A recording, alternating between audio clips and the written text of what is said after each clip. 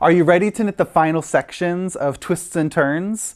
We're going to use the main color and contrast color to fill in this space after those short rows and next to this twisted stitch strip.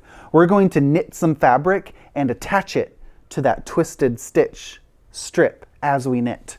So we're going to do it there, and we're also going to do it here with some simple stripes. So get the main color and contrast color handy, and we're going to be knitting while attaching it to this long accent color strip.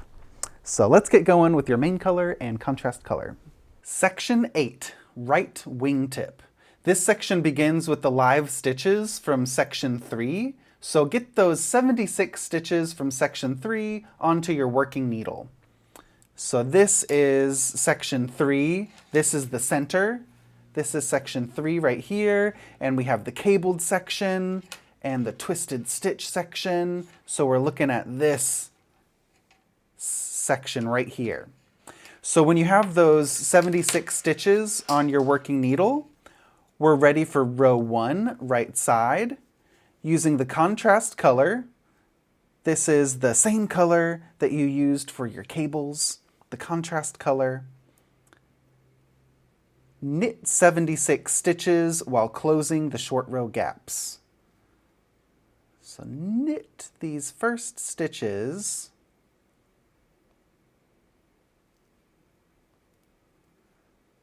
And you should have 8 stitches before you reach a gap. So after you knit 8 stitches, we're going to close a gap by picking up that garter bump in the stitch that you just knit. Pick up that bump and knit it together with the next stitch. If that next stitch is a little bit tight, then you can pull on it like this and then dive in to knit those two together to close the gap. Knit until you reach another gap. So here's another short row gap. This is where you did that short row turn. Pick up a garter bump and knit it together with the next stitch, like this. You should have 1, 2, 3, 4 stitches before the next gap. Pick up that garter bump, knit it together with the next stitch. So knit all the way to the end of the row, all 76 stitches, while closing the short row gaps. Like this. Pick up a bump, that garter bump, knit it together with the next stitch.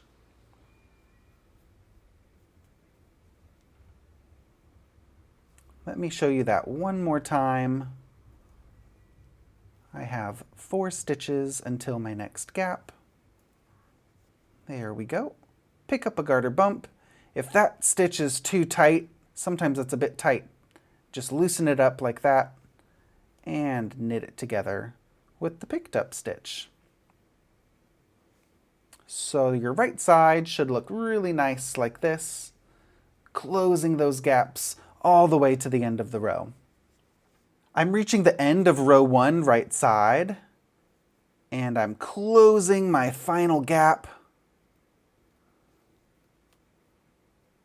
knitting that picked up stitch together and knitting to the end of the row. And once you knit all the stitches, you could double check your stitch count. You should have 76 stitches knit at the end of row 1 right side. And then it says pick up and knit 1 stitch from the main color section 3. So this main color section 3, with the main color, my dark blue, I just need to pick up 1 stitch. So you could pick up this little ladder. I'm going to pick that little ladder up, and I'm going to twist it as I knit it. That would work. You could pick up from the little I-cord as well, as long as you just pick up 1 stitch from the main color section, just like that. Now that's 77 stitches. We need 1 more stitch. So the last instruction of row 1 right side says slip 1 with yarn in front, which is a picked up accent color I-cord stitch from section 7. So with yarn in front, we need to pick up, we need to slip one stitch right here. So slip that first accent color stitch from section 7. And you have these I-cord stitches. You have 1, 2, 3. It's that third I-cord stitch that rolls toward the wrong side. Get both legs of that accent color stitch, and that will give you 78 total stitches, including that picked up stitch right there, that slipped stitch. So once you have 78 stitches, work row 2, wrong side, knit 2 together. We're going to knit that contrast color stitch together with that accent color stitch, like this. Knit those 2 together. Purl to last 3 stitches.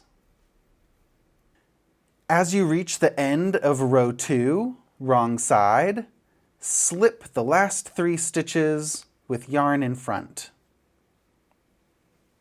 Row 3, right side, knit to last 2 stitches.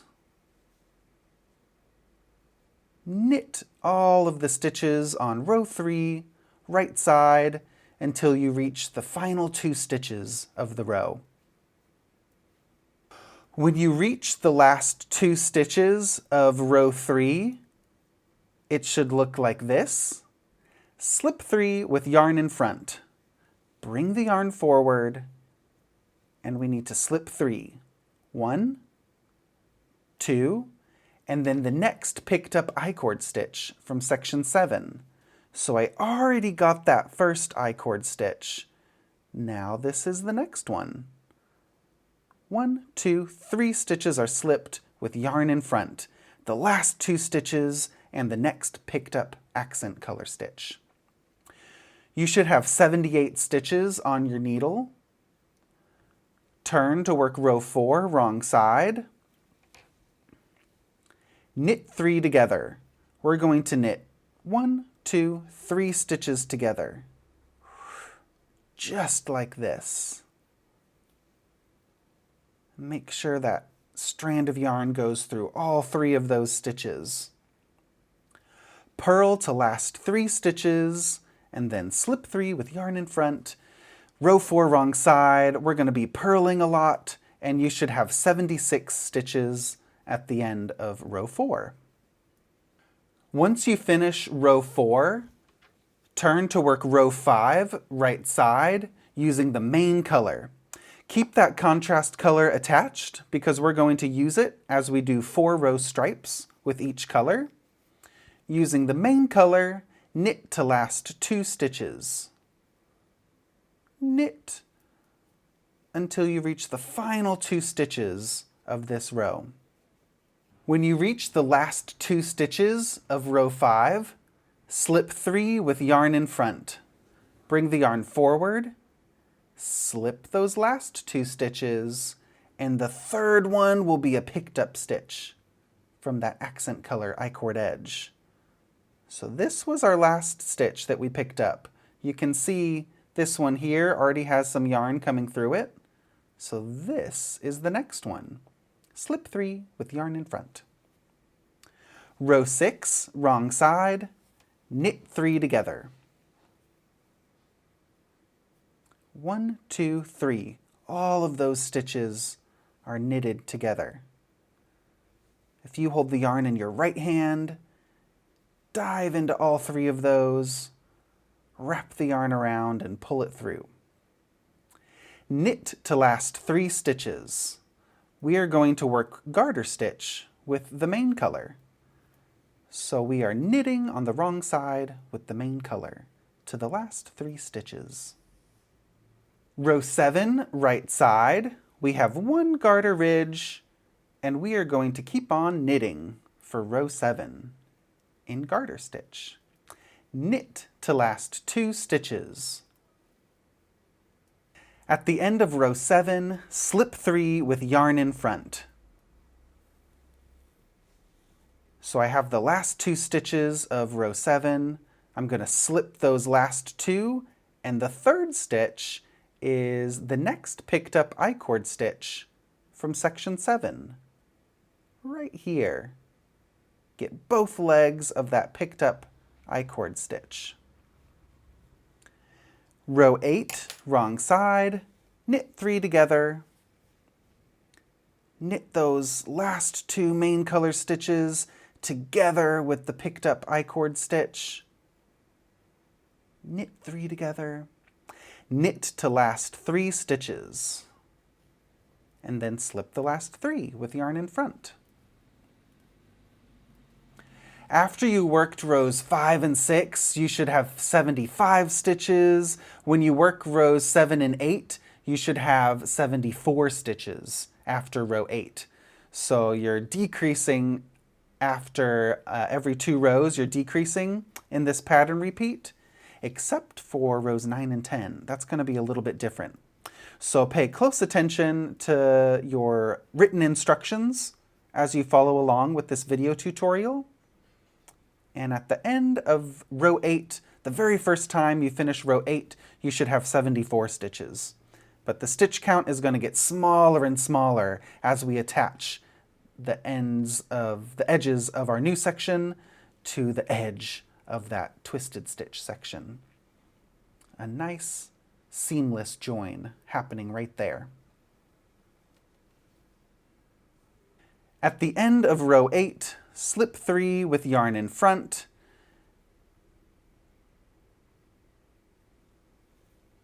And row 9 right side works with the contrast color. So when you're done working with one color, just drop that color towards the left and bring the new color up from below. So here's that contrast color. It's still attached. Just bring it up from below. That main color can just whoop, go to the side. Row 9, right side, using contrast color, knit to last stitch. At the end of row 9, knitting to the last stitch, you should have one final main color stitch, and then slip 2 with yarn in front. Bring the yarn forward, slip 2.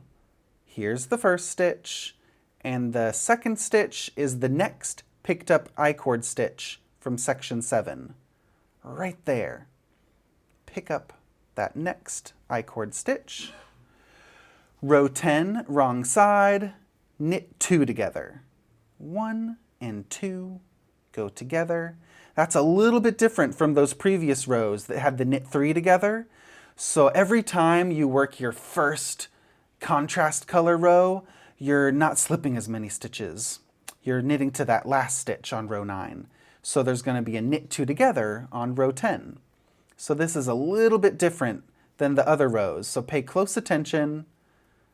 That first contrast color, that first and second contrast color row is a little different. It's slip 2 and then knit 2 together. All the other times it's going to be knit 3 together, but follow the written instructions and pay really close attention to that. Rows 9 and 10 are a little different. So now I am purling to the last 3 stitches on row 10 to get that smooth stockinette stitch. Row 11, right side, knit to last 2 stitches. Using the contrast color, we're knitting all the way until we reach the last 2 stitches of the row. At the end of row 11, when you knit to the last 2 stitches, slip 3 with yarn in front. Bring the yarn forward and slip 3. 1, 2, and 3. That third stitch is the next picked up I-cord stitch. Row 12, wrong side, knit 3 together. 1, 2, 3 together. So this is what we normally do, is that knit 3 together, and we're purling to the last 3 stitches on row 12. So it's that knit 3 together that we just did. It's always like that except rows 9 and 10. Remember that rows 9 and 10 are the different ones. But everywhere else, is repetitive. It's that knit 3 together usually, except on rows 9 and 10. So keep on working your rows in stockinette stitch and garter stitch, and then we'll start to repeat these stripes as we decrease stitches. At the end of row 12, slip 3 with yarn in front, and we are done with the contrast color for now, but keep it attached because we're going to carry the yarns along the edge. After you finish row 12, repeat rows 5 through 12 of pattern repeat 22 more times, resulting in 23 main color stripes and 24 contrast color stripes. So you want to get 24 of these contrast color stockinette stitch stripes, and you want to get 23 garter stitch stripes. This is just one, and then the next main color stripe, rows 5, 6, 7, and 8, are going to be the second main color stripe. So keep on going, repeat rows 5 through 12. Again, when you carry your yarns along the edge, drop the color you just worked towards the left, bring the new color, that next main color, up from below. And we're ready to repeat rows 5 through 12. Knitting on row 5. So keep on going and you'll attach those beautiful stripes to that section 7 edge. We're going to attach every 2 rows gets attached to one I-cord row. So for every 2 rows, we're going to attach to one of those stitches. And this is what it's looking like.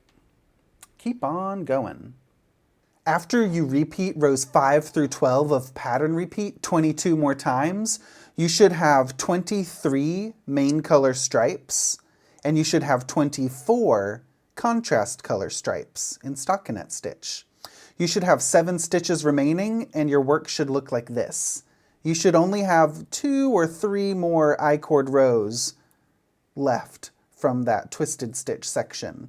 If your work doesn't look like this once you have 7 stitches, maybe you're further down below and you have 7 stitches, then you might need to just work some rows without decreases to get up to this point.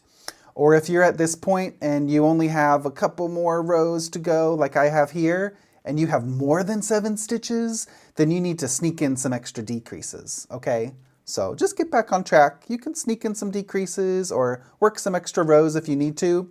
The most important thing is when this section ends, we should be even with that bound off edge from that twisted stitch section. So we're going to knit a few more rows with the main color to fill in the space from here to here. So break the contrast color. You should have 7 stitches. Break the contrast color. If you don't have 7 stitches, don't worry. Just sneak in some extra decreases or whatever you need to do. Next row, right side. Using main color, knit 5.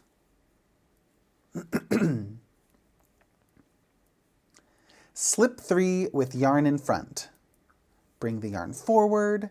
We're going to slip 1, 2, and number 3 is going to be the next picked up I-cord stitch. Turn to work wrong side. You should have 8 stitches, including that picked up stitch. That's counted as 1 stitch, the 8th stitch. Next row wrong side, knit 3 together. Knit those 3 together. Knit 2. Slip 3 with yarn in front. You should have 6 stitches. Next row, right side, knit 4, 1, 2, 3, 4, slip 3 with yarn in front. Those last 2 main color stitches and the next picked up I-cord stitch. Next row, wrong side, knit 3 together. Knit 1, slip 3 with yarn in front. You should have 5 stitches remaining. Next row, right side, knit 2,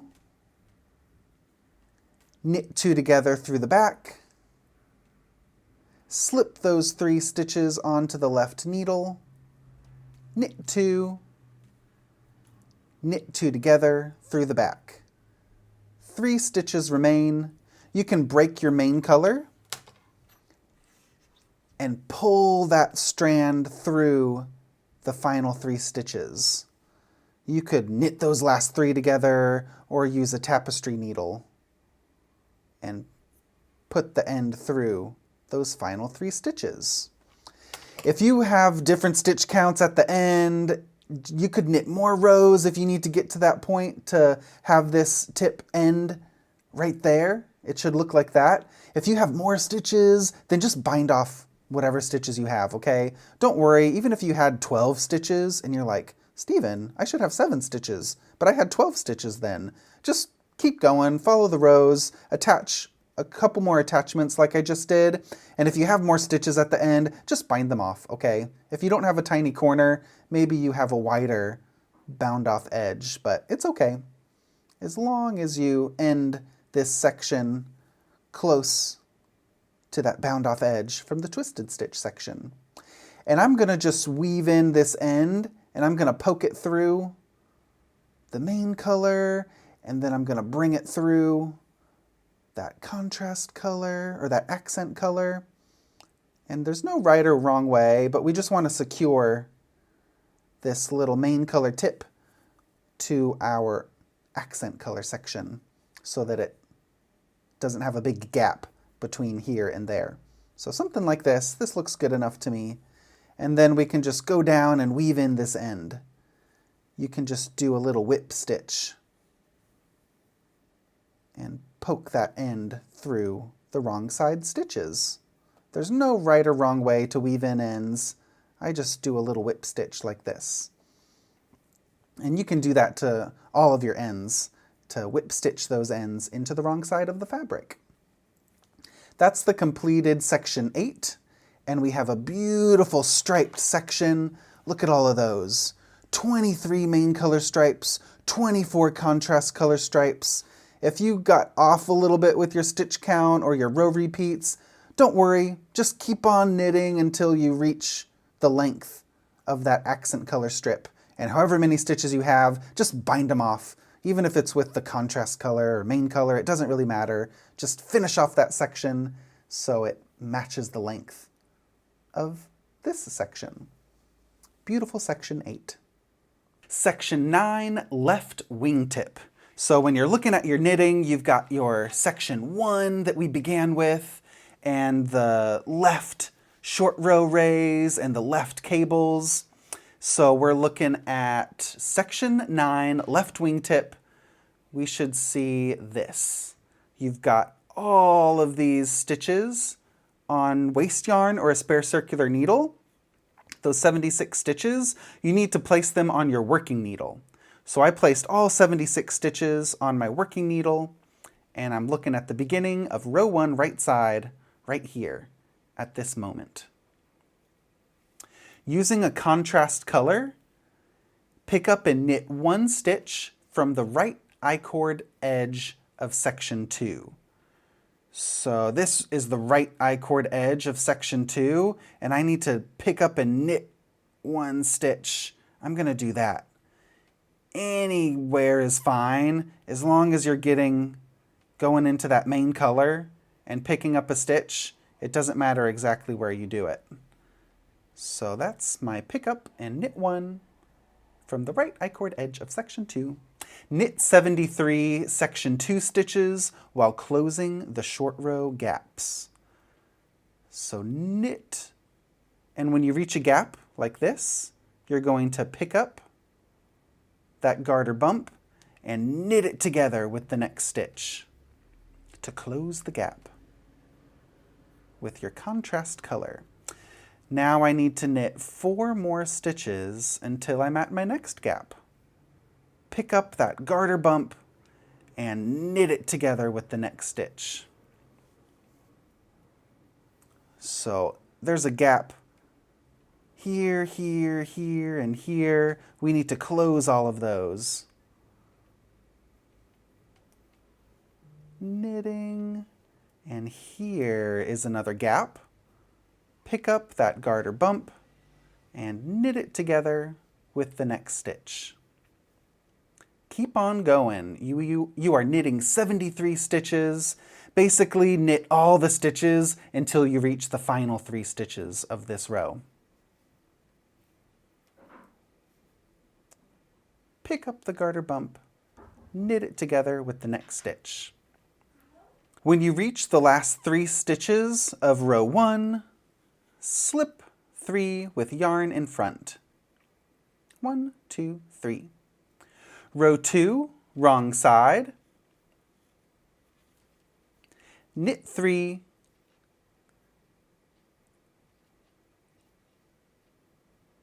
Purl to last stitch.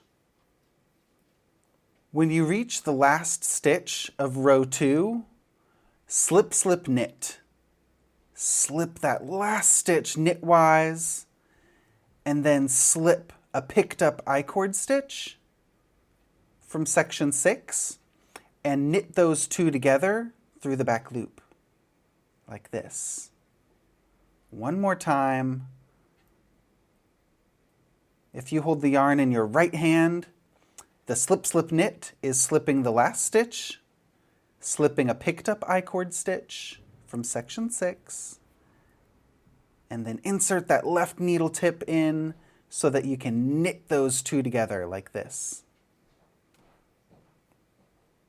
Row 3, right side, slip 1 with yarn in front. The yarn is in front, slip, and then place the contrast color in back. Knit to last 3 stitches.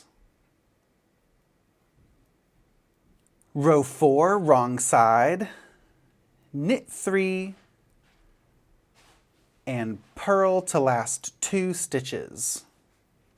When you purl to the last 2 stitches at the end of row 4, you should have 2 stitches remaining, and then take the yarn in back so that you can sssk, slip, slip, slip, knit.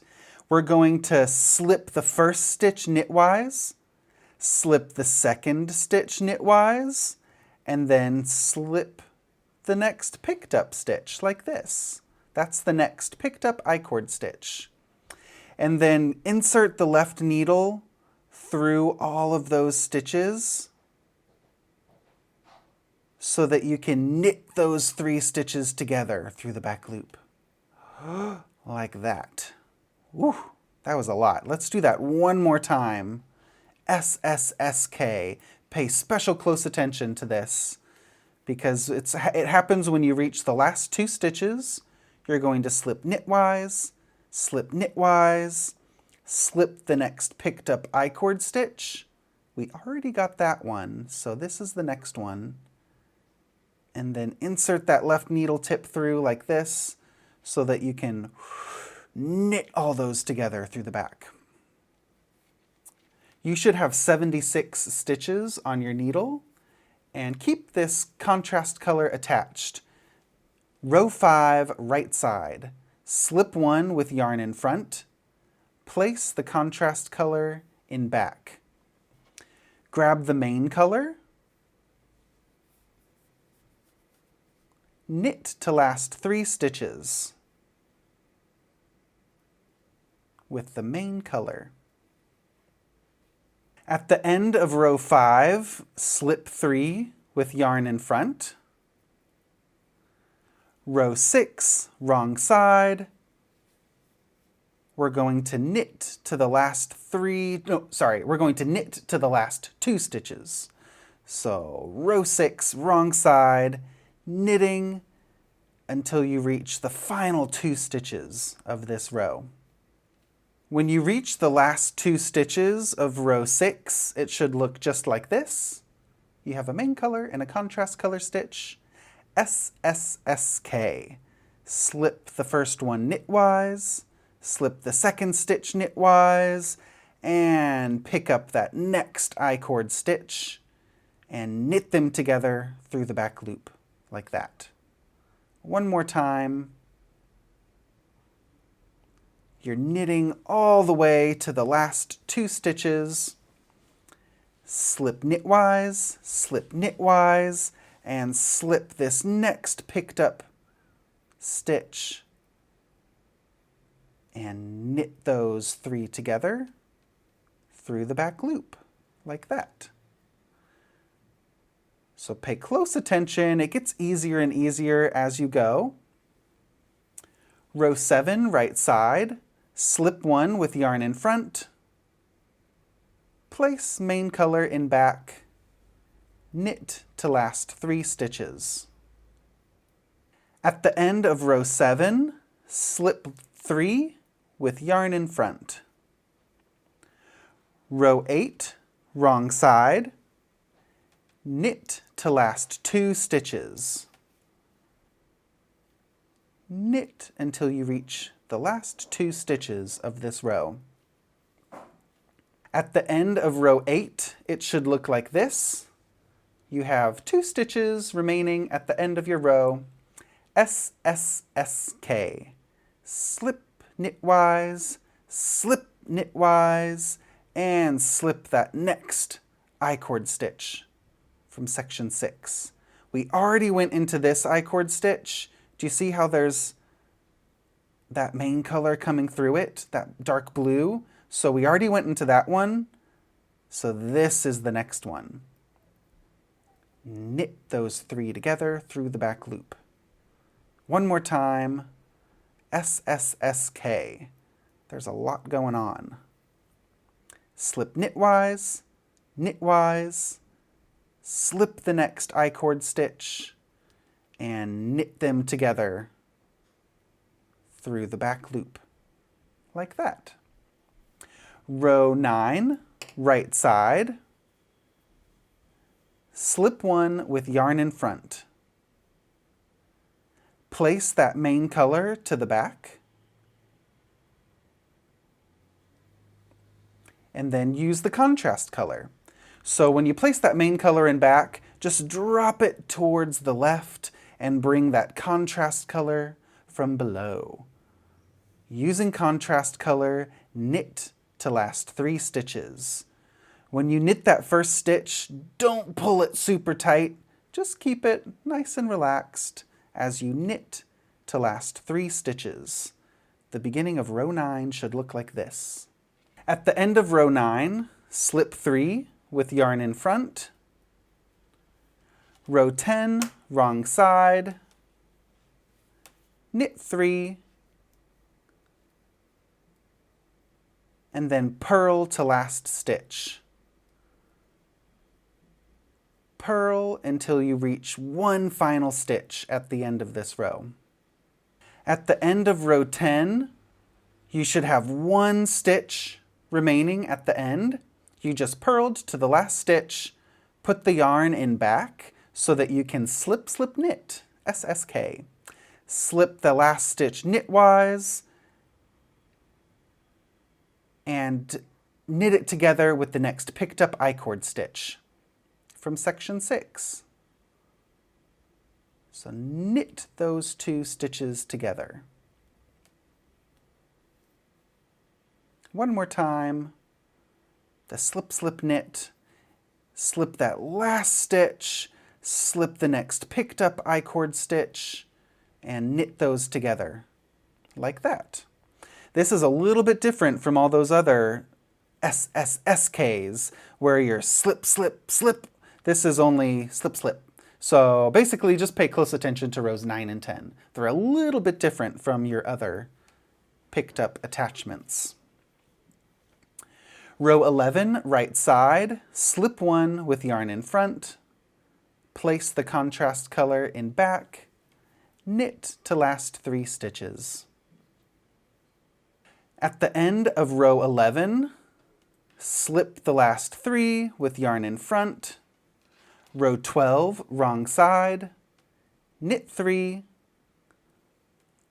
purl to last 2 stitches. Purl until you reach the final 2 stitches of the row. At the end of row 12, it should look like this. You purled to the last 2 stitches, slip, knit. The yarn needs to be in the back. And you'll slip one knitwise, slip the next one knitwise, and get that next picked up I-cord stitch. Knit those 3 stitches together through the back loop, like that. Repeat rows 5 through 12 of pattern repeat 22 more times. So you should keep on repeating the pattern repeat until you have 23 of these stripes with the main color, or 24 contrast color stripes. You need 24 contrast color and 23 main color stripes. You'll have 7 stitches at the end. Keep on repeating rows 5 through 12. So row 5, when you repeat that row, you're going to slip one with yarn in front and then place that contrast color in the back and leave that yarn just hanging to the left so you can bring the main color up from below. So we're going to use the main color for row 5, knit to the last 3 stitches, and remember, don't knit that first stitch with the main color too tight. Knitting to the last 3 stitches. The beginning of row 5 should look like this. Your slip stitch, the contrast color is in back until we use it again, and now we work garter stitch with the main color. Pay special close attention to rows 9 and 10. Remember, those are a little bit different the first time you use your contrast color. It's a little bit different, the sssk. It's different from the sssk. So rows 9 and 10 are just the sssk, but pay close attention to the written instructions and keep on repeating those stripes until you reach the end of this section. You'll have 7 stitches at the end of this section. Section 9. Once you repeat rows 5 through 12 of pattern repeat 22 more times, you should have 23 main color stripes, and you should have 24 contrast color stripes in stockinette stitch. I just have 7 stitches and I finished my row repeats. You can break your contrast color. So break that yarn, and next row, right side. You should be about here. If you need to knit more rows, that's okay. If you need to decrease some more stitches, but you should be just 2 or 3 I-cord rows away from the bound off edge of that accent color section. We're going to work a couple more attachments, but you should be about right here with 7 stitches. Slip one with yarn in front for next row right side. Place contrast color in back. Using main color, knit 3. 1, 2, 3. Slip 3 with the yarn in front. Next row, wrong side. Knit 5.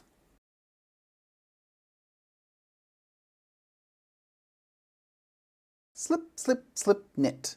The last 2 stitches, knitwise, knitted together with the next picked up stitch. Picked up I-cord stitch from section 6. So we're going to knit all of those together like that. Turn to work right side. You should have 6 stitches. Next row, right side, slip 1 with yarn in front, place that main color in back, knit 2, slip 3 with yarn in front. 1, 2, 3.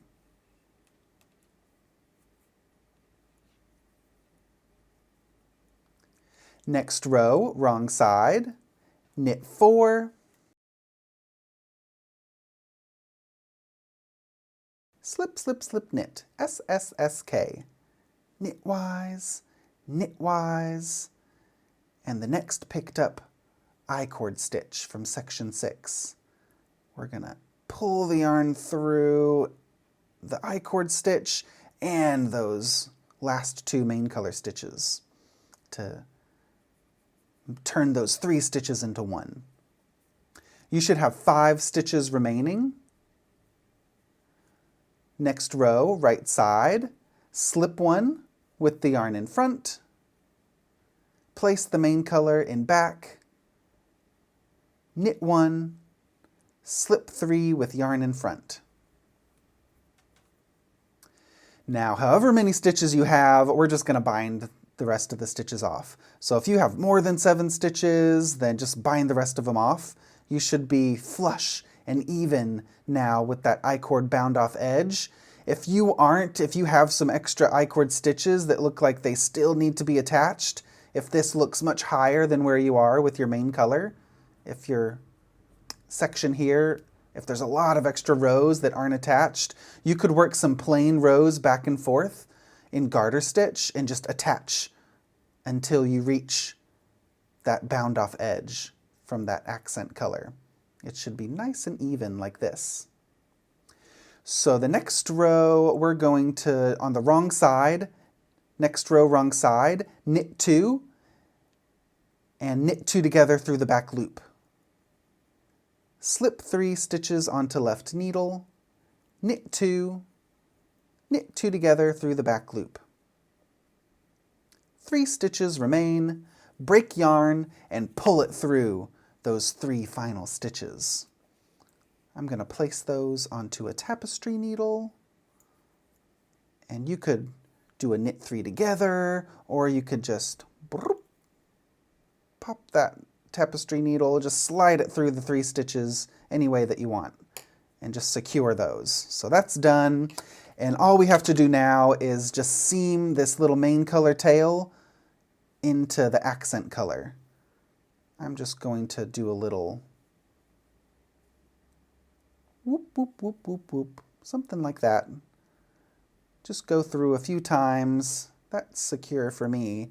And now I'm going to weave this yarn tail in on the wrong side of my work. I'm just going to whip stitch my yarn tail through several stitches on the wrong side. There's no right or wrong way to weave in your ends.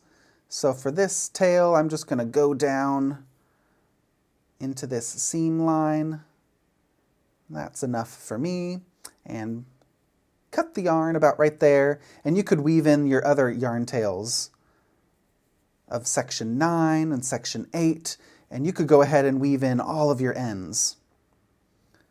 So for this yarn tail, I'm just going to do a whip stitch along the wrong side. If you like to weave in your ends any other way, then go for it. There's no right or wrong way. This is a really quick way, and this is more than enough. So that end is woven in, and just snip the yarn, not too close to the fabric, but about right there. And look at that, that's the finished section 9. We have that corner of section 9 seamed and attached, so it's nice and flush with that twisted stitch section. And here is the finished section 9, a beautiful wingtip to your twists and turns shawl. I'm going to show you some more ends to weave in. So I'm looking at the wrong side, and now's the time I can take those strands into my tapestry needle and just do a whip stitch like this. You could go into the same color, so it's nice and hidden. And if you go through about 10 stitches, that's enough. If you want to do more, that's up to you, but this is more than enough. And then you can snip that yarn tail, cut it about right there. Not too close to the fabric. You want to leave a little bit of space so that there's room for the yarn to stretch and nestle into the fabric. Here's another yarn tail. I'm going to do this. I'm going to go through this knit stitch column on my wrong side. And this is another quick way to weave in your ends. That works. Done. And let's do another one. Let's take this green one. I need to weave these in. Ooh, if you're feeling lazy, you could take 2 strands. There's no right or wrong way. If you like this, take 2 strands that are close to each other and whip stitch those into the wrong side. And what I like to do, I like to go through several bumps with my needle tip before pulling the yarn through. It's much quicker. If you get like 10 bumps, oh, that's enough, and then pull it through. I just wove in 2 ends. So go ahead and do that to the wrong side of all your sections, and it's going to look really beautiful for your completed sections 1 through 9. Section 10, we're going to add some stitches by picking them up along the section 1 bound off edge, starting next to the first loop. So right here at the right edge of section 1, make sure your loops are all made like this, and the last loop is pulled through. So if you haven't done that, take time to pull all those loops through. That's the final one. We're going to use all 3 colors for section 10, but there's an early exit option. So if you want to make it shorter, then you can use the accent color and then bind off early with the main color. But I'm going to show you all the section 10 instructions with all 3 colors. If you're going to knit the entire section 10, you're going to need 65 yards or 59 meters approximately for the main color. You're going to need about 40 yards each or 37 meters each of the contrast color and the accent color. But begin with the accent color for section 10, row 1. This is the same color that you used for the twisted stitches, the twisted stitch sections, and those little I-cord decorations. I'm going to add more of my I-cords later. But this is the same color, accent color. Picking up stitches along section 1 bound off edge, row 1 right side. Using accent color, pick up and knit 40 stitches along this edge. When you do that, it's going to be important to know that the 22nd stitch that you picked up should be right above this line. So I'm going to mark, do you see that decrease line right there? I'm going to look at the wrong side and just mark with my needle. That should be the 22nd picked up stitch. So this is going to help you know where to start picking up stitches.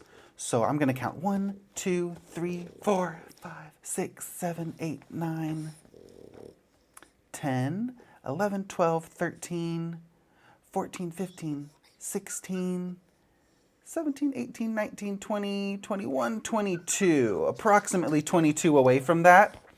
So this is where you're going to start picking up stitches. So that's going to help you out. So once you reach that point, that should be your 22nd stitch. But I just marked that with my needle just to know where to count from. So this, when you start picking up stitches, you should be going into the back of the I-cord, about right there, and it should be above that hole from the loop, okay? It shouldn't be too close to these stitches. But yeah, it should be about right here. It doesn't have to be exact, okay? But let's just pick up stitches, okay? We can always sneak in an extra one later. So, row 1, right side, we're picking up and knitting 40 stitches. That's the first one. 2. Make sure you get both legs of that I-cord stitch. 3, 4, 5, 6, 7, 8,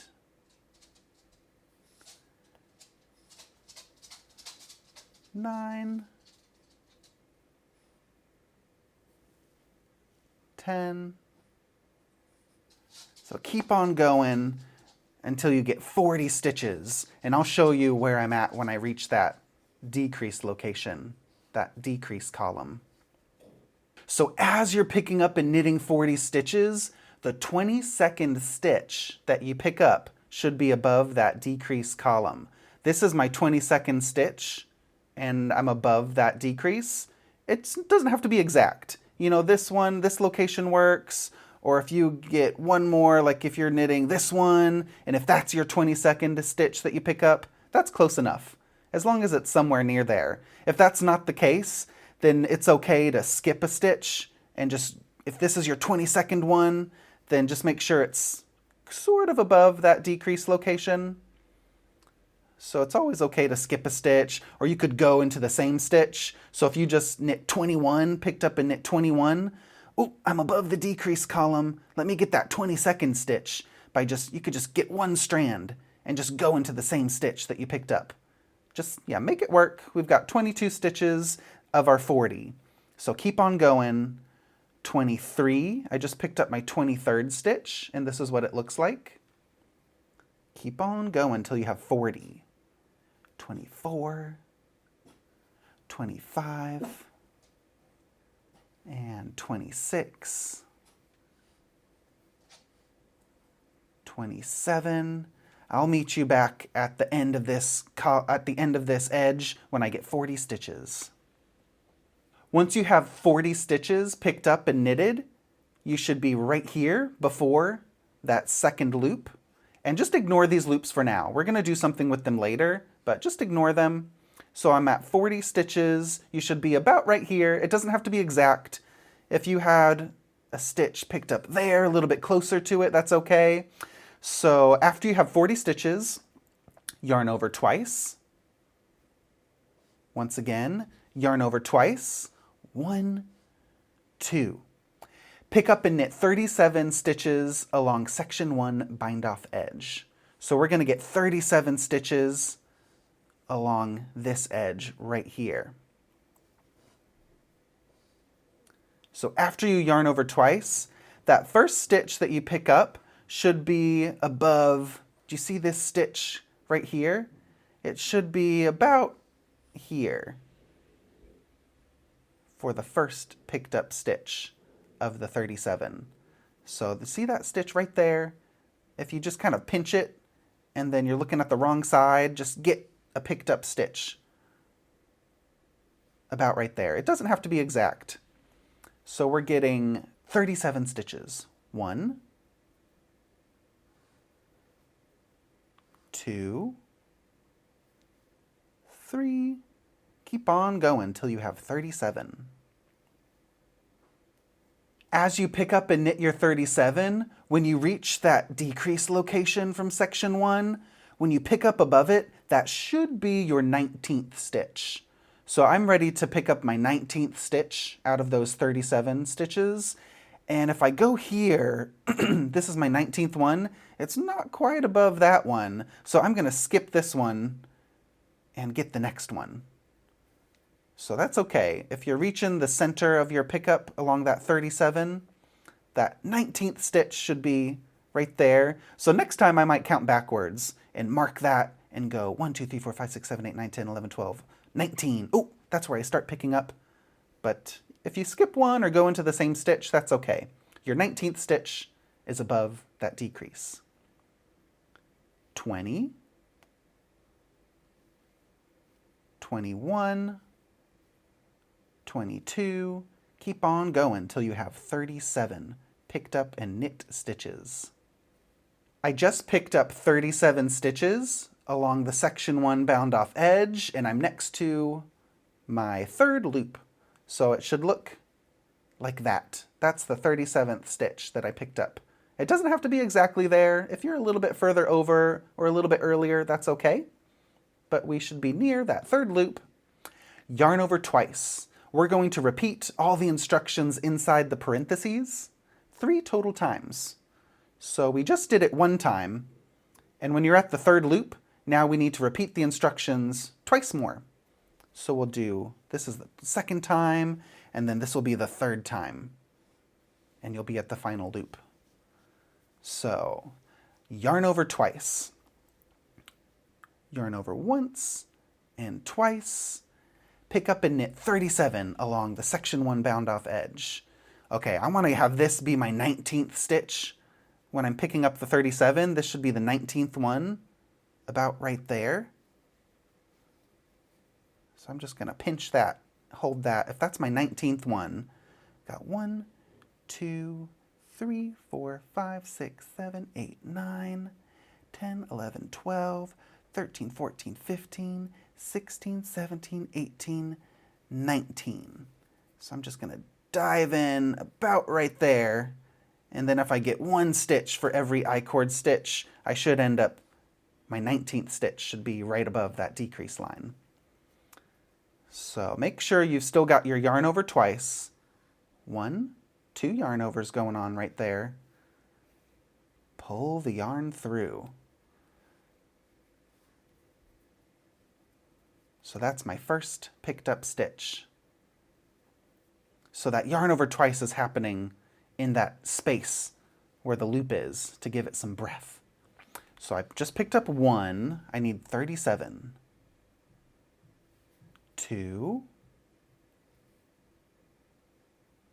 3, keep on going. I'm picking up my 19th stitch out of 37, and it should be above that decrease column. If it looks like it's a little earlier, then you can go ahead and skip one. That's okay, and we can call that the 19th stitch. Number 20, 21. Keep on going until you have 37 stitches picked up before the next loop. Once you have 37 stitches picked up, you should be right here, ready to do another yarn over twice, pick up and knit 37 along the section 1 bound off edge. So your first picked up stitch, again, you can count backwards from the center here. If that's the 19th one, count 19, and that's where you should be. Or just look at it and just look where I'm at. Your first stitch should be about right here. And keep on picking up stitches, and you'll be just fine. You don't have to be super exact. Just pick up stitches. You should have 37 in between each loop. And keep on going to the end of row 1, right side. Once you work that final repeat, the third time, you're doing that 3 times inside the parentheses, yarn over twice, pick up and knit 37. After you do that 3 times, you're at the final loop. You should have 157 stitches. You should have 37, yarn over twice, 37, yarn over twice, 37, yarn over twice, 40.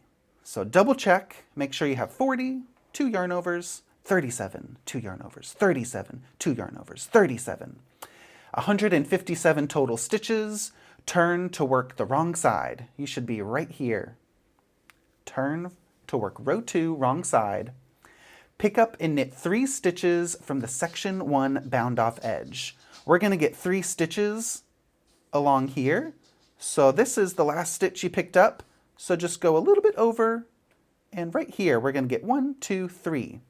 I'm going to use my left needle and just go into 1 strand, and then get a second strand of yarn onto that left needle, and then finally get a third strand.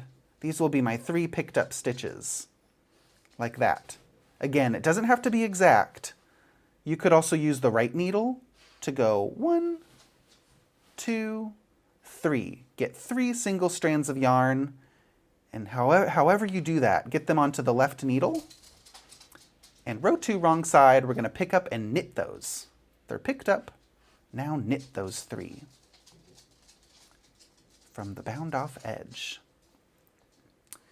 Knit 1, purl 1 through the back loop 9 times. Knit 1, purl 1 through the back. 2, 3,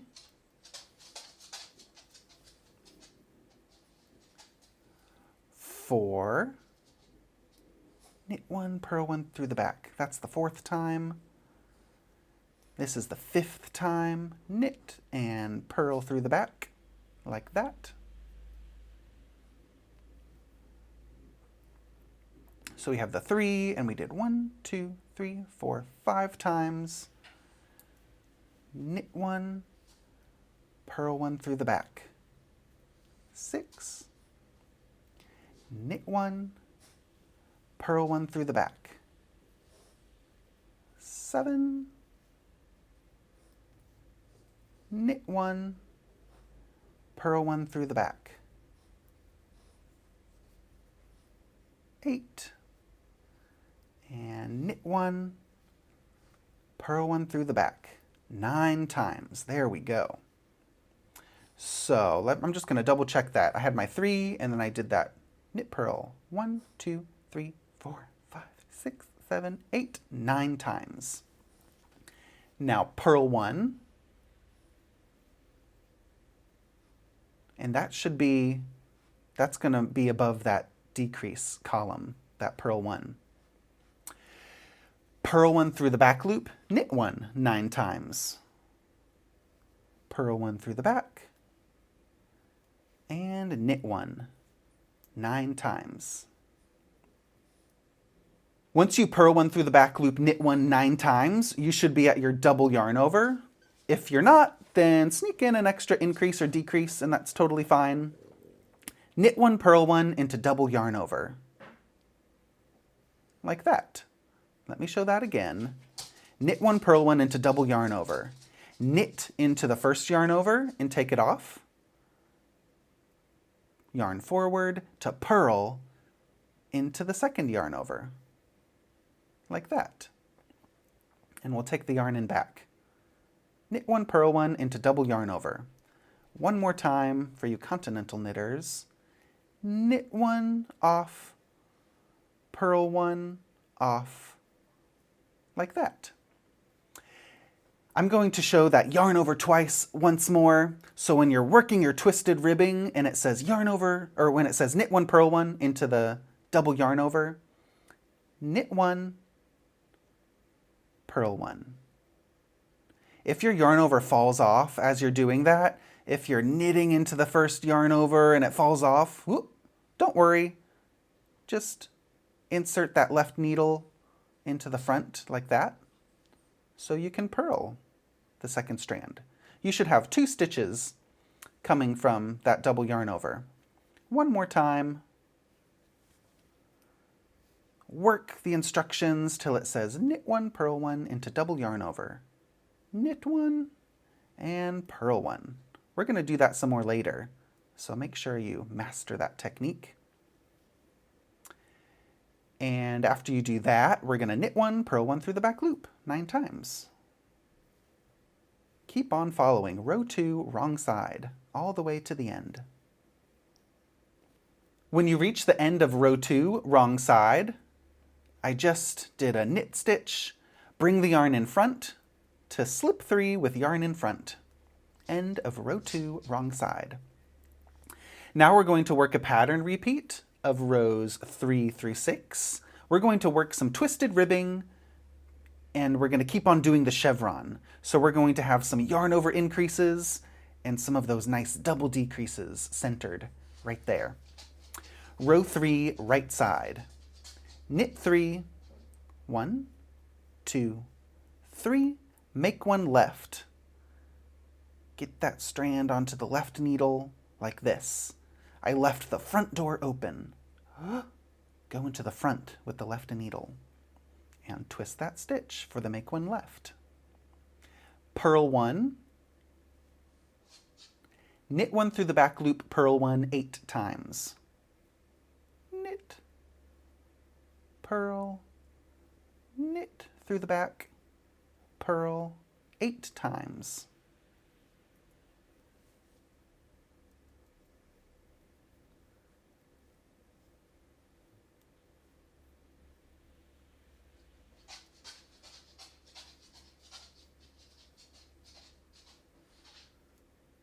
Keep on going. 8 times. We're doing the knit 1 through the back loop, purl 1, 8 times.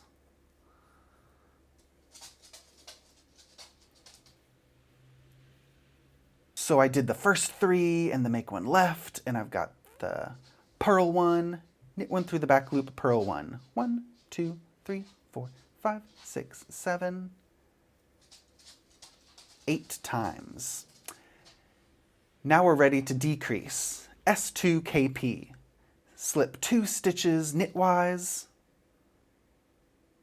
knit 1, pass those 2 stitches over for a double decrease. I'm going to use some stitch markers, some split ring markers, just to mark that stitch. If you don't, the rows will tell you exactly what to do and you'll be just fine, but I like to do that just to mark so I know that's my decrease stitch, just like I did for section 1. After you S2KP, purl 1, knit 1 through the back loop 9 times. Purl 1, knit 1 through the back loop 9 times. When you purl 1 and knit 1 through the back loop for that 9th time, here is that final knit 1 through the back. It's going to be that first stitch coming from that double yarn over. That's the 9th time I did purl 1, knit 1 through the back loop. Yarn over twice, 1, 2. If you're holding the yarn in your right hand, yarn over twice, 1, 2. Knit 1 through the back loop, go through the back loop, and purl 1 9 times. Knit through the back, purl 1 9 times. Keep on following row 3 closely all the way to the end, and just know that your purl stitches should happen on top of those little purl bumps, and you can see those little twisted knit stitches. That's where your knit 1 through the back loops should be occurring. So we're going to start to see some beautiful twisted ribbing that looks like that twisted rib. Keep on going, row 3, right side. After you do your final S2KP on row 3, right side, you should be right here. And again, it's okay to mark those decreased stitches if that helps you. You could mark that decrease stitch to know, yep, that's my decrease stitch.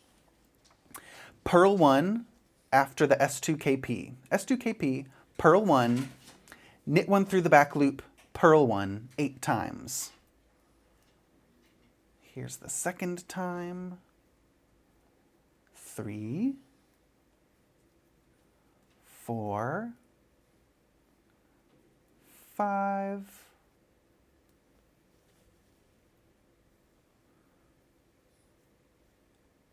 6, 7, and 8. Knit 1 through the back loop, purl 1 8 times. You should be at the final 3 stitches, but before you slip those last 3, we need to do a make 1 right. So take the yarn and back, make 1 right. I'll be right back. Go into the back of that little strand of yarn and knit through the front of it. If it's a little bit tight, you can loosen it so you can knit through the front for the make 1 right. If that feels a little too tight to you, you can always substitute a make 1 right or left with a backwards loop cast on. So that's okay too. Use any increase method you like. Make 1 right. There we go. And slip the last 3 stitches with yarn in front. Turn to work row 4, wrong side. Row 4, wrong side. Knit 3, purl 1 through the back loop. Again, if it's ever too tight, you could just loosen that stitch so you can purl 1 through the back loop. Knit 1, we're going to do that 9 times. Purl 1 through the back, knit 1, 3, 4, purl through the back, knit 1, that's 5, purl through the back, knit 1, 6, 7, 8, and 9. When you do that 9 times, now we can purl 1 regular. It's not a twisted stitch, just a regular purl 1. That's from our decrease. And when you do that regular purl 1, that's a nice thing to mark that stitch on the right side, because that can assure you, ooh, I just purled that stitch. Oh, that's my marked one. That's the correct stitch. That's going to give me a nice, smooth knit column, just like we did on section 1. We're going to get that nice, smooth knit column continuing along this twisted rib section. Keep on following row 4, wrong side, all the way to the end. I just did my purl 1, knit 1, purl 1 through the back loop 9 times. Keep on going. Row 4, wrong side. Follow those written instructions. Knit 1, purl 1 into double yarn over. On row 4, wrong side, we're going to do that same technique where you knit 1 and then purl 1 into double yarn over. Again, I just did my knit 1, purl 1 through the back loop, knit 1, whoops, there we go, purl 1 into double yarn over. Purl 1 through the back loop, knit 1 9 times. So if your next instruction is purl, then keep leaving your yarn in front and purl 1 through the back loop. Knit 1 9 times. So pay real close attention on these early rows to make sure you get that twisted ribbing set up nicely. For row 4, wrong side, keep on going. When you reach the end of row 4, wrong side, I just did a knit 1, purl 1 through the back loop 9 times, slip 3 with yarn in front. Turn to work row 5, right side.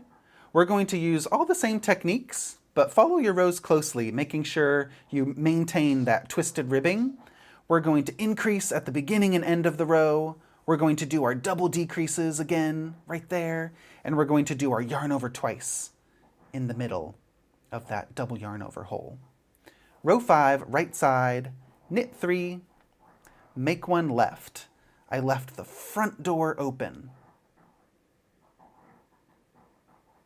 And we're going to twist that stitch. Make 1 left. Again, if you want to do a backwards loop cast on, that's okay. Use any increase method that you like. There's that make 1 left. Knit 1 through the back loop. Purl 1, knit 1 through the back loop 8 times. Purl 1, knit 1 through the back loop. 8 total times. Purl, knit through the back.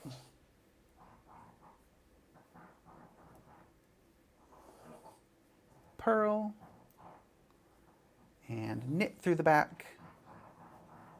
Once you purl 1, knit 1 through the back loop 8 times, you're ready for S2KP. You should be 1 stitch before that marked knit stitch if you're marking that stitch. But there's the knit stitch, 1 stitch before it. Slip those 2 knitwise, knit 1, pass the 2 slip stitches over, knit 1 through the back loop, purl 1 9 times. Knit 1 through the back loop, purl 1. Knit, purl, knit through the back loop, purl, making this beautiful twisted ribbing.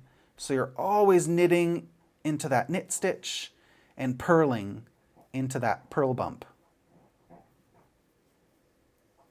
Once you do the final knit 1 through the back loop, purl 1 9 times, that final purl stitch should be into the first stitch, coming from that double yarn over twice. 1, 2. Purl 1, knit 1 through the back loop. So when you do that yarn over twice, 1, 2, you also need to bring the yarn forward so you can purl that next stitch. Again, yarn over twice. With your right hand, we're going to yarn over, and you also have to bring the yarn in front to purl, so it feels like a little bit more motion.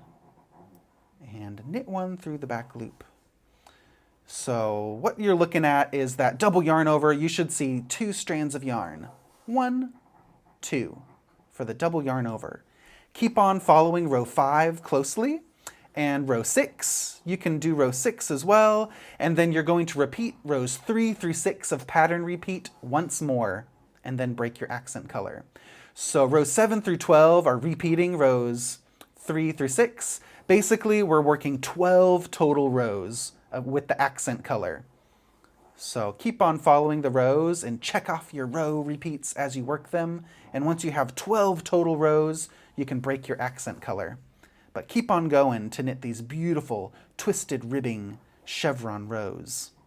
This is what rows 1 through 12 look like of section 10. You have 12 rows with your accent color, double yarn overs, those decreases. You can move that stitch marker up as you work more rows to mark that decrease column. That helps you visualize, yep, that's where I decrease, because we're going to continue increasing and decreasing using the main color. So we're going to close up these loops. So if you've worked those rows and the loops fell down a little bit, go ahead and pull on all of the loops so that they're nice and tidy like that.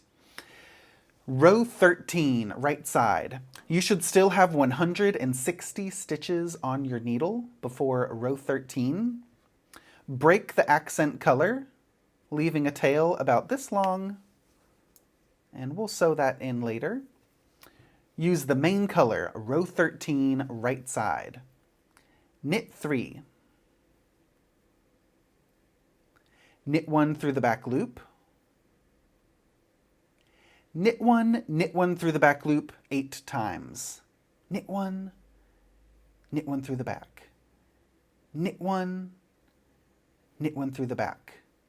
1 regular, 1 through the back.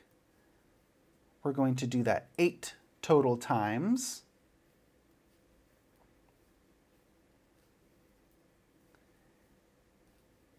Once you do that knit 1 through the back 8 times, we have the 3, 1 through the back, and knit 1 through the back. 1, 2, 3, 4, 5, 6, 7, 8, S2KP. Slip 2, knit 1, pass those 2 over. Knit 1 through the back loop, knit 1 9 times. After you knit 1 through the back loop, knit 1 9 times, that 9th time after you knit that final stitch, it should be that first stitch coming from the double yarn over. So I just did it 9 times. Pick up and knit 3 stitches from the top center of the main color I-cord loop from section 1. So we want to get 3 stitches picked up and knitted along that top center loop right here. And when we pick up these stitches, if you look at the wrong side, this loop, it kind of rolls in on itself. Do you see how you can stretch it out and you see that stockinette? It rolls in on itself, which is good. So you want to leave it rolled like that. So just pull on the loop and look, where is the top center? Right there. Anywhere along the center, we're going to pick up and knit 3 stitches. So I want to pick them up right along that top center edge. You don't have to go too far to the wrong side to pick them up. So anywhere along this edge, I'm going to start here and just get 1, 2, and 3. I'm going through both legs of a stitch. That's at the top center. If you go 1 stitch over, like instead of starting here, if you start there, that's also fine. Just anywhere along that top center, we're getting 3 stitches. If you hold the yarn in your right hand, then dive in to get 1, 2, and 3 stitches picked up along that top edge, along the top center. So that secures the loop, and it should look like that. Don't worry about exactly which stitch and strand you're getting. As long as you have 3 stitches somewhere along the top there, it can be shifted over to the right or to the left a little. It doesn't matter, but it should look like that. Keep on knitting. After you pick up those 3, we're going to knit one through the back loop 9 times. Knit one through the back loop 9 times. This is what your row is looking like. After you knit one through the back loop 9 times, S2KP. You should be 1 stitch before that center decrease column, slip 2 knitwise, knit 1, pass those 2 slipped stitches over.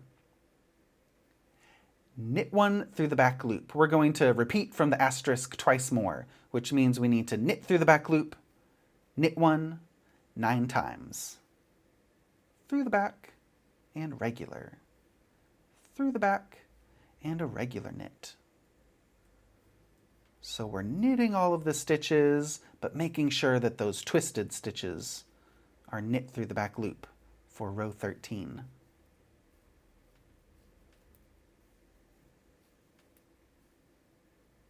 Knit 1 through the back loop, knit 1 9 times. You should be right in the middle of that double yarn over. You just knit that first stitch coming from the big yarn over hole. If you're not on track and your stitch count is a little off, just sneak in an extra increase or decrease to get back on track. So you've got the knit 1 through the back loop, knit 1 9 times. Pick up and knit 3 stitches from the top center of the main color I-cord loop. So there's the center. We want 3 stitches. So I'm not going right into the front and I'm not going all the way into the back. I'm going just on the top center. So it might help you to you just visualize it. Pull on it first. You want to pull that loop until you can't pull on it anymore. And then look, that's even on both sides. I'm pinching the center. So then just get 1 stitch to the right of where you're pinching. Get 1 stitch right where you pinched. And then 1 more stitch after where you pinched. So 3 stitches. It doesn't matter if it's exactly there, you know, just get 3 stitches along that loop and it's fine. It should look like that. Wonderful. Knit 1 through the back loop 9 times. Keep on following row 13 closely all the way to the end, securing those loops and working with your main color. I'm at the end of row 13, right side. Knit 1 through the back loop 8 times. This is the 8th time. You should be at the final 3 stitches. Slip those last 3 with yarn in front. You should have 161 total stitches at the end of row 13, and this is what row 13 looks like. We have the main color, and we still have loose loops. The first loop and the last loop are still loose. Just ignore those for now, okay? We're going to deal with those in the finishing instructions. So this is what your work should look like. We've got this 3 stitches picked up from each loop, and that makes them nice and secure, and they're going to cover those double yarn overs. So don't worry about that. That makes sure that the knitting is nice and flexible, but the loop hides those. Really beautiful, really cool look with that chevron detail. Now's the time to decide if you want to bind off your shawl or keep on going. If you keep on going, we're going to make some more chevrons with the main color and the contrast color to echo this garter stitch and stockinette stitch. We're done with the loops. We're not doing any more loops. So the rest of the knitting, if you want to keep making your shawl a little bit bigger, we're going to make it, about that much deeper along the center, which looks really nice. So keep on going and skip ahead to section 10 continued to knit those extra chevrons. Otherwise, if you want to finish and you're like, I've had enough, let's finish this shawl, you can do an early bind off with the main color. So go ahead and work the early bind off on the next row wrong side. If you want to bind off with I-cord using the main color, finish your shawl, you're done, bind off, go to the finishing instructions. I had so much fun. I'm going to show you row 14 if you want to keep on knitting. So if you want to make your shawl just a little bit bigger, you should have plenty of yarn left over. So keep on going with the main color and contrast color to work section 10 continued. So I'm for you knitters that want to keep on going. Row 14. Continue following these instructions with the main color. Knit 20. 1, 2, 3, 4, 5, 6, 7, 8, 9, 10, 11, 12, 13, 14, 15, 16, 17, 18, 19, 20. Purl 1. That should be that decrease stitch, that decrease column. Purled 1. Knit 19. 1, 2, 3, 4, 5, 6, 7, 8, 9, 10, 11, 12, 13, 14, 15, 16, 17, 18.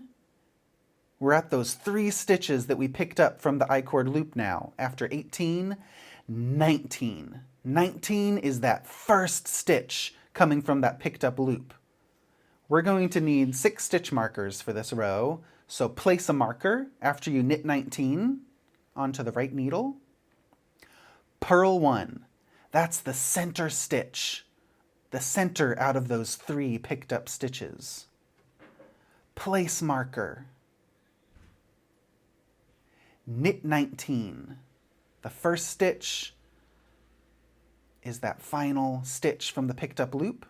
So after you place that second marker, knit 19. 1, 2, 3, 4, 5. Keep on following row 14 closely. Follow the knits and the purls really closely. You'll be placing stitch markers on either side of that center stitch coming from the loop. So you have the 3 stitches coming from the loop. You'll be knitting 1, you'll be placing a marker on either side of that center single stitch coming from each loop. But follow row 14 closely all the way to the end. At the end of row 14, you should knit 17 stitches and slip the last 3 with yarn in front. Again, if you don't have the exact stitch count, sneak in an extra increase or decrease. So if you're knitting 17 and you only knit 16, just sneak in an increase. So get back on track at any time. You should have 161 stitches after row 14. Row 15, right side. Knit 19. 1, 2, 3, 4, 5, 6, 7, 8, 9, 10, 11, 12, 13, 14, 15, 16, 17, 18, 19. The difference between these rows now than the twisted stitch rows is we're going to knit garter stitch with our main color to match section 1. We'll be knitting stockinette stitch with the contrast color later. We don't have any increases at the edge, so that feels different. We were increasing at the edge, but don't do that. This edge is going to go in a different direction soon. So don't do any increases at the beginning. Just knit 19 and then S2KP. Slip 2 knitwise, knit 1, pass those 2 over. Knit 18.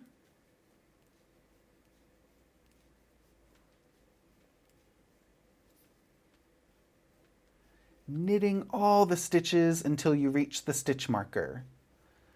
Once you knit 18 stitches, 18, you should be at the marker. Make one right. I'll be right back. Lift the ladder, and that left needle goes into the back of that ladder to make one right. If you want to use a backwards loop cast on instead of the make one right or make one left, do that. You can use any increase you like. Backwards loop cast on, that's going to work too. But make one right, again, you're going to lift the ladder between the stitches. The left needle goes into the back of that stitch and twist that stitch by knitting it. That was the make one right. Slip marker, knit 1, slip marker. You always want one stitch in between those markers. Make one left. That left needle goes into the front of that little ladder. I always like to pick up the ladder first, and then the left needle goes into the front. Make one left. I left the front door open.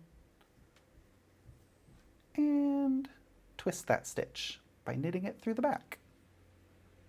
One more time, make one left. I left the front door open. Left needle goes into the front. Knit that stitch through the back to twist it. That was the make one left. Knit 18. Follow row 15 closely all the way to the end. And we're going to get those nice chevrons continuing. Increases happen on the outside of the markers. Remember that. Only one stitch is in between the markers, always.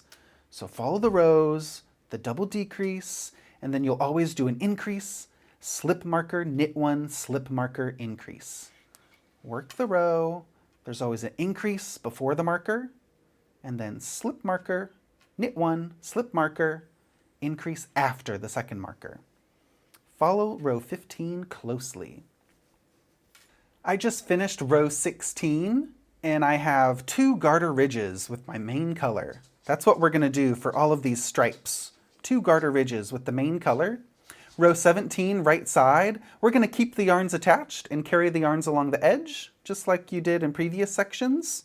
Using the contrast color, row 17, knit 18. If you want to weave in your ends as you go, you could do the weave in Steven. I love this trick. As you're knitting those 18 stitches, you can knit one and do a wrap. Knit one and do a wrap to weave in that end as you go. Knit one, cross it over, knit with the working yarn, cross that tail on top. You can do that for about 10 stitches or so. And then you can just cut that yarn later and it's woven in. Look at that. The weave in Steven. Weave in your ends as you go. So keep on going. That's enough. I might do that a few more times to secure that yarn tail with the contrast color. You're going to work 4 rows of each color and follow the rows closely, make sure you're doing the correct knits and purls, garter stitch with the main color, stockinette stitch with the contrast color. S2KP. Just like that. Your decreases should always line up, so you could use those split ring markers to mark that smooth knit stitch in each column to remind yourself, yep, that's my center stitch of the decrease. And your increases always happen on the outside of the markers, right here and right there, with one stitch. That's going to really help you keep track during the rows. The stitch counts are always changing. You're going to be decreasing stitches in this section. So my top tips for knitting these rows are use the markers to help. They always mark that center loop stitch. They're going to help you keep on track with however many stitches you're knitting or purling. If ever you're knitting and it says knit 18, but you only have 17 stitches, add an increase, okay? Just sneak in an extra increase. The best places to sneak in any extra stitches are next to your markers. So if you're knitting to the marker and, oh, it says later that I need to knit 18, but I only have 17, just sneak in an extra increase.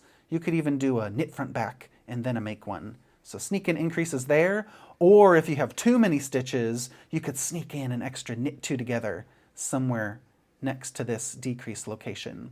So just get back on track. It doesn't really matter as long as you're getting the chevron look. Don't stress too much about your stitch counts. Just sneak in an increase or decrease anytime you're in the pattern where it says maybe later to knit 19, but you only have 17. Oh, or maybe you have 20, you have too many stitches. Just sneak in an increase next to the markers or sneak in a decrease next to this valley and you're good to go. You don't need to rip out. Just keep on knitting, and if you're working your rows and sometimes it says purl on the wrong side, but if you accidentally knit, it's okay. If this center line has a little garter bump in it somewhere, that's okay. It's just a beauty mark to your shawl. So don't stress out. You've done so much good work already. So just keep on going, follow all of these rows closely, and I'll meet you back towards the end of this section after we work up into the 40s, like rows 45, 46, 47, 48. Keep on going and I'll show you what that looks like. At the end of section 10, you should have 127 stitches after working rows 47 and 48, and it should look like this. Don't worry about your stitch count, okay? As long as you have chevrons. I have 1, 2, 3, 4, 5 main color stripes and 4 contrast color stripes. If you think you're running out of yarn, you could bind off early and do fewer stripes. That's totally okay. So just basically make some more chevrons and don't worry about your stitch count, okay? Just make it look kind of like this. If you're off a few stitches, maybe you missed an increase or decrease or something, but it doesn't matter. We're at the end of the project and we need to bind off, okay? So let's finish with an I-cord bind off. Just have it look something like that at the end. It gives a really cool finish and deepens that center section.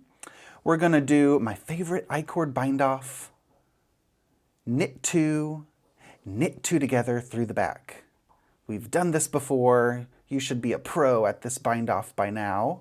Knit two together through the back, and slip those 3 onto the left needle. Keep on going until 6 total stitches remain. Take care not to bind off too tight or too loose. If you feel like your bind offs are really, really tight, then you could go up 1 needle size to bind off, but it should be nice and relaxed. It shouldn't look too sloppy, but it shouldn't look super, super, super tight. So yeah, just normal. And then if your normal is making something look weird, then try a different needle size and see if that helps you. Two together through the back and slip. Keep on going. I'm binding off, and this is the tension I'm getting with my I-cord, and that's really nice. That's not too loose, not too tight. Row 48 said to remove the stitch markers, but if you forgot to do that, like me, then when you're binding off, you could just remove those stitch markers when you reach them.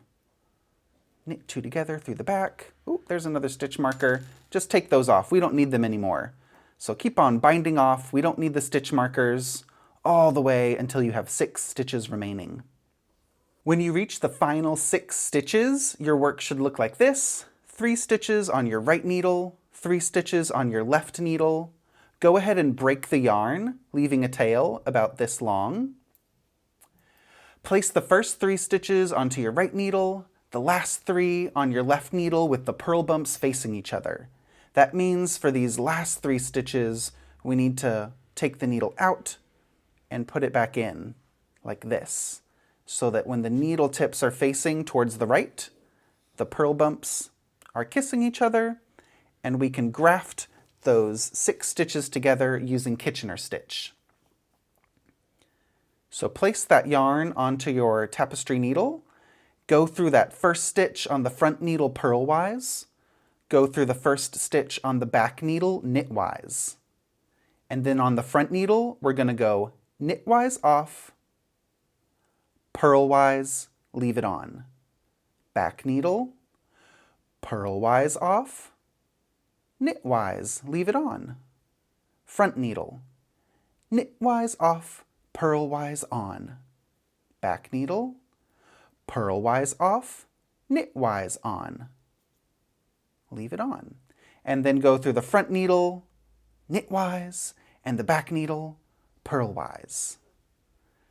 Beautiful. We just finished the final Kitchener tip of our shawl. Look at that. Look at that. We have a shawl. We still have to do some finishing details. One of those is to weave in the ends. So I'm just going to whip stitch my end into the wrong side. And I'm going to do my trick where I go through several bumps right after each other.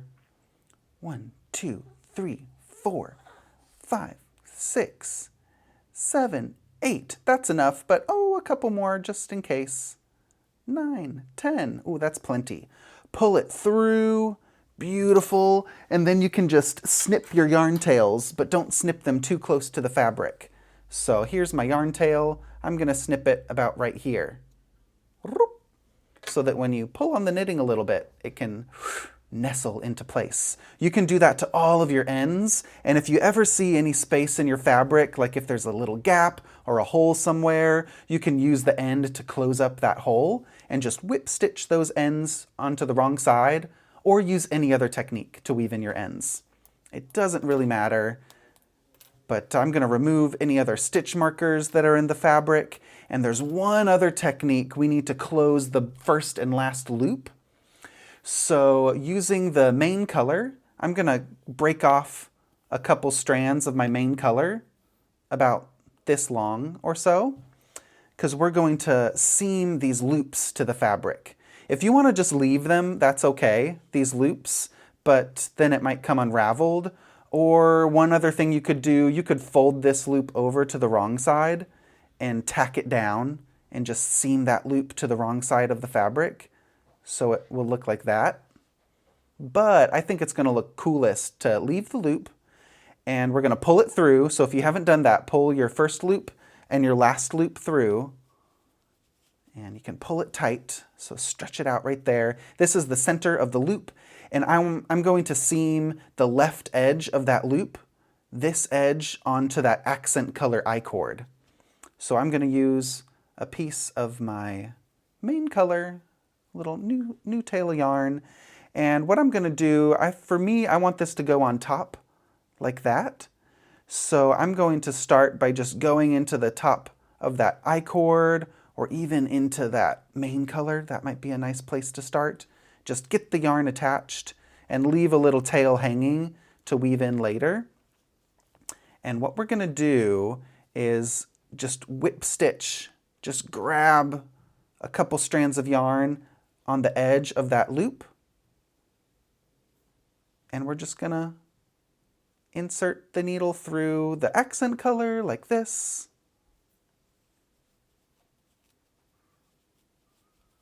And then insert it into the edge. You could go through a couple strands of yarn into that loop, go into the front of that accent color I-cord edge, like that. And we just want to go back and forth, there, to attach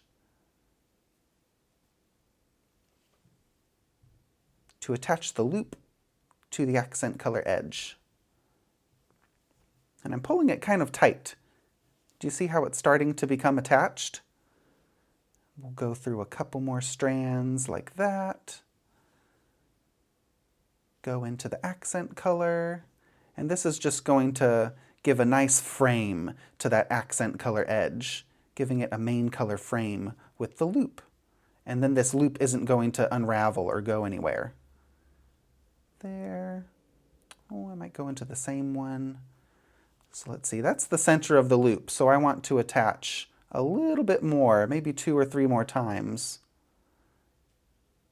Go into the loop, go into the accent color, and you see I'm going towards the left of my I-cord. So when I do that, the I-cord is hidden on the wrong side. If you do it any other way, it's going to look fine. There's really no right or wrong way. This was just my solution to secure the I-cord loop. And it doesn't take too long, but there we go. And so that's attached, but I want to completely hide that little accent color. So I'm going to go one more time into that main color loop, and then I'm going to go up here into that first main color strand that I see, and that, oh, look at that, that brought it up and closed it. And maybe just one more time to be extra secure, just so it doesn't go anywhere. You know, now you can just do whatever. Just a couple more little stitchity stitches. Look at that, that's secure. Love that, beautiful. And you can just weave this end into the fabric. You could whip stitch it down the edge there, or I might take my edge, or take my strand into the wrong side main color loops here, main color stitches. So weave in this end. I love this little whip stitch. It's so quick, And if you do it about 10 times, that's enough. The yarn's not going to go anywhere.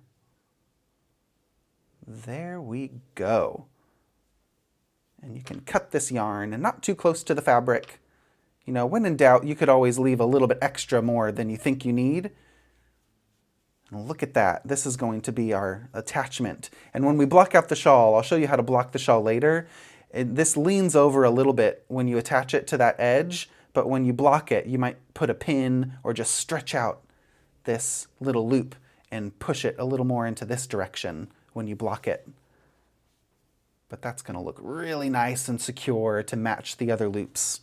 Do the same thing to the other side. I'll just show you the beginning of that real quick to get started.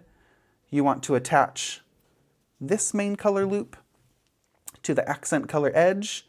So let me just get some yarn attached into the fabric and leave a little bit of tail. We can weave that in later.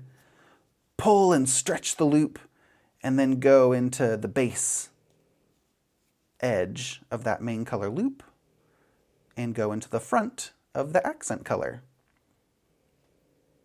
This is just what I'm doing. There's no right or wrong way. If you find another solution or something else you want to do with those loops, like maybe you could add a tassel to that loop. Oh, that would be so cool. And you could add tassels to all the corners.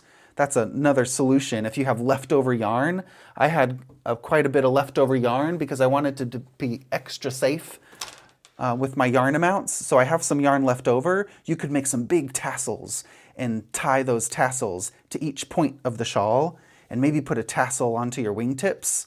So now's the time where I've shown you all the knitting I've done. We're finishing the shawl, ready to block it. But if you want to add any final touches, some little pom-poms or tassels to the tips and edges of your shawl, it's totally up to you how you want to customize it. But I had some leftover yarn. Some of you might have less yarn if you had a bit looser gauge, or a different type of yarn sometimes uses more yardage. But I wanted to be extra generous to make sure most people don't run out of yarn. So I hope you don't. And if you did run out of yarn, maybe you could bind off early. That's always a good solution. Or use an extra color opportunity to spice up your twists and turns. But there we go, that's attached. I'm going to go through one more time to be extra secure. There we go. That is attached to the edge.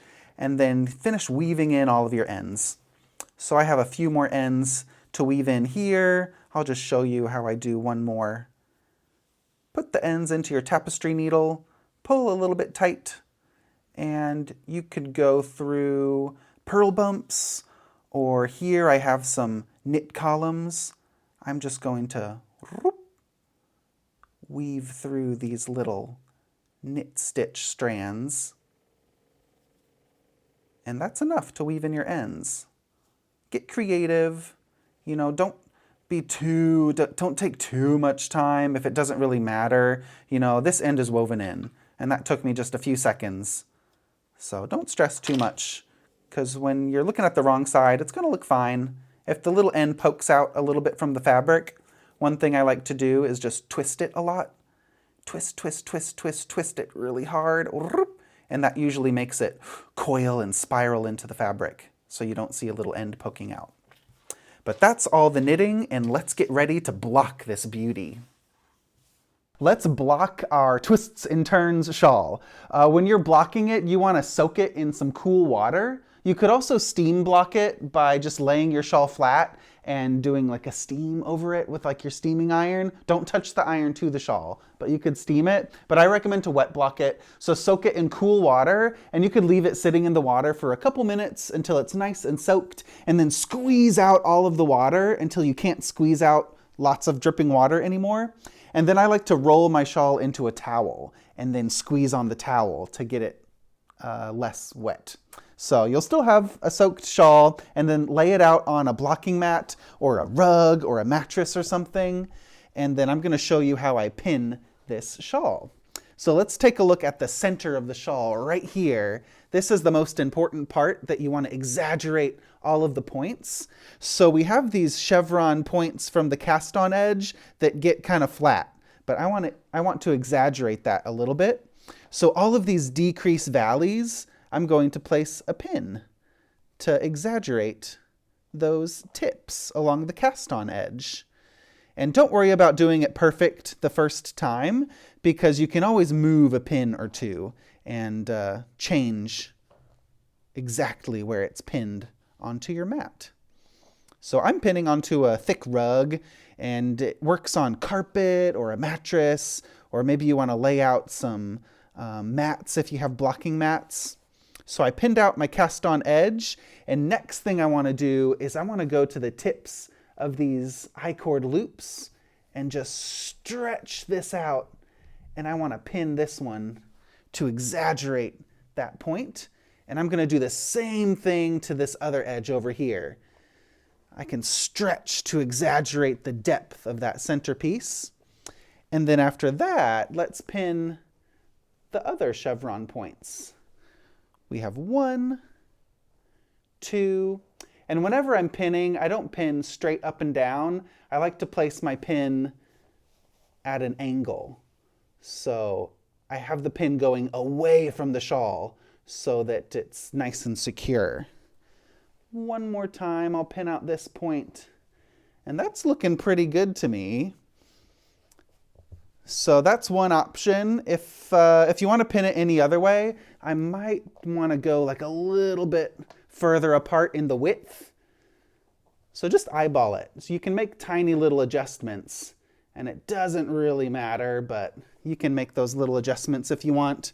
So that's pinned out for that first shape. The rest of the shapes you don't really have to pin because there's not any extreme points. So you can just stretch out the edges like this. And you want to exaggerate that curve in the fabric. So you see how it kind of curves down. If you want to block it more straight out this way, that's okay. But I like to block that nice curve down. And this is going to rest really nice over the shoulders. And just pull on the edges a little bit to smooth the different shapes out. So that's enough. And you can do that to the other side as well, the other wingtip. This is enough to block your shawl. Just pull the edges out a little bit, lay them flat so they're nice and smooth. So that's technically enough to block your shawl. You don't really have to do anything more than that.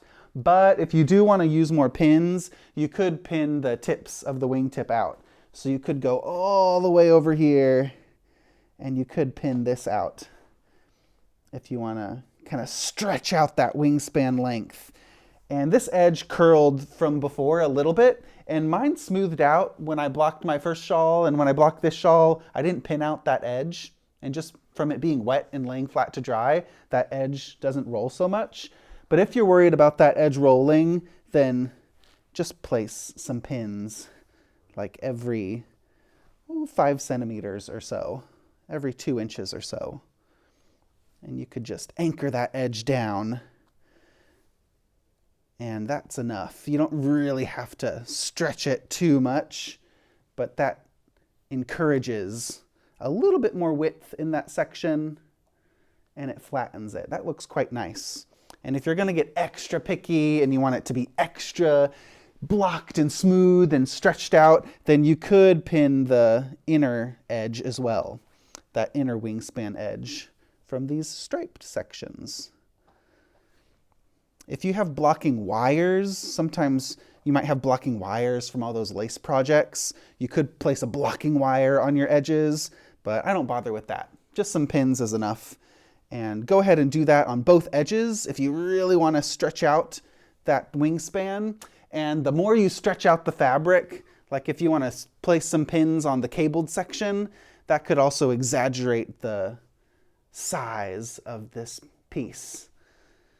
So the thing you want to look out for is if you do a really exaggerated stretch like this, whoa, look at that. You might get some points or some angles to the edge of your shawl. And if you're going to do that, then I would do that evenly. So maybe do that after every cable. You could get this tiny little scallop that is a different shape than the flat edge. So that's up to you if you want to really exaggerate it and get those points. But for me, I'm not going to do that. I just want it nice and relaxed, and I want a smooth, straight edge. So play with that and let it dry. Be a little patient. You could put a fan on it if you want it to dry extra quick, but that's all you need to do. The most important part is that section 1, using some T-pins, blocking T-pins, or any sewing pins work as well. So anything you can find that can stretch out your shawl. And I've seen some people just take a wet shawl and just hang it on a clothesline as well, and maybe hang some like clips or something that has some weight you could clip onto the points of your border of the shawl. So get creative, stretch out that shawl, make it nice and smooth, and then we'll get to wear our finished twists and turns shawl. Here is the finished twists and turns. Can you believe you just made this? Or if you're skipping ahead and you're still working on your project, this is what you're gonna get when it's all blocked and finished. It's a really unique, fun shape, and I just love how it all comes together with some of those new techniques that we haven't done before, those little I-cord embellishments and the fun loops, and that finished section 10 just gives a final center depth to the shawl. And I really like the symmetry of this year's design, and it's a little different from the previous year's knit-alongs. Usually most of those went top down, those collages of stitches, and this one was a more modular construction with a different construction element, a different mystery journey. So I hope you loved knitting this. My favorite part when you wear it is all the sections cascading together. So when you're wearing it wrapped around like a shawl like this, you get those twisted stitches and the cables next to the braids, and it's a really fun overlapping style. So this is how I wear my shawls most often, and it's not a super deep shawl, so it's a little bit smaller, I think, than Slipstravaganza, but it has a really nice long shape. So it's really long and not too deep, and whenever I wear it like a scarf, I scrunch it up a little bit, and I place the center in the front of my neck, and just toss those wingtips around, and you'll get a really beautiful overlapping style with those different sections. The stripes blending together. So I can't wait to see how you wear your shawl and what you're styling it up with. So make sure you share your finished project in the Ravelry group and on Instagram with those hashtags, Westknits MCAL 2022 hashtag. And I want to see how you customize it. So I had this much yarn left over for my gray and gold sample. This was the very first prototype I made. So when I was designing the shawl for you, I made this version first. And then when I wrote the pattern down, I made this version for these video tutorials. So I always make 2 or 3 mystery shawls when I'm designing them. So my gray and gold version with Walk Collection yarn had about this much yarn left over. I wanted to play it safe and not have too much yarn being used, so you're not playing yarn chicken and running out of yarn. So you're probably going to have some leftovers. Some of you might have fewer leftovers if your gauge was a little bit looser or a different type of yarn, or you might have more leftovers if you had more yardage on your yarn or had a thinner yarn or a tighter gauge. But I had quite a bit left over, so I think it would be really cool to make some tassels or pom-poms if you want to get creative and use those leftover bits, or make like a mini swatch and like make a little poncho for your dog or something. I think that's what I'm gonna do. I think they need a little mini twists and turns. But if you want to customize it, I think adding tassels to those chevron tips and a tassel on each wingtip, that could be really fun to use up those leftover yarn amounts. So get creative and let me know how you customize your colors and make the shawl your own one-of-a-kind work of art. But I had so much fun designing the shawl for you, and I just can't wait to see all of these color palettes come to life and see all the finished twists and turns out in the world. So share those photos. Let me know what your favorite part of the design was, and I hope you'll join me for next year's Mystery Knit Along. It's always going to be a completely different shawl, so we're going to do it again next year, next fall. And in the meantime, there's going to be some other fun designs and other knit-alongs. So next up, we have a hybrid knit-along. So if you really like the Mystery Knit-Along, on November 4th, mark your calendars. There'll be info coming soon. November 4th is when we're launching the hybrid knit-along, and that's our winter knit-along, where we cast on December 26th, and it'll be a new shawl, and you'll get to see the shawl, okay? It's going to be a beautiful fingering weight semicircle shawl. I think this might be my best shawl yet. I love this one. But always my favorite shawl is always the new one. So in the hybrid knit along, we're going to knit a new slip stitch semicircle, and that's going to be our winter fun knit along, but it's not a mystery. So you can de-stress and just relax and hibernate in the winter and see the beautiful shawl, pick your colors, and we'll do another knit along this winter. So share your twists and turns. I'm really happy with mine, and it adds a new style and new techniques to my shawl collection. So I hope you love it too. So thanks for participating. I love doing these knit-alongs so much, and I hope to see you in the next one. Bye.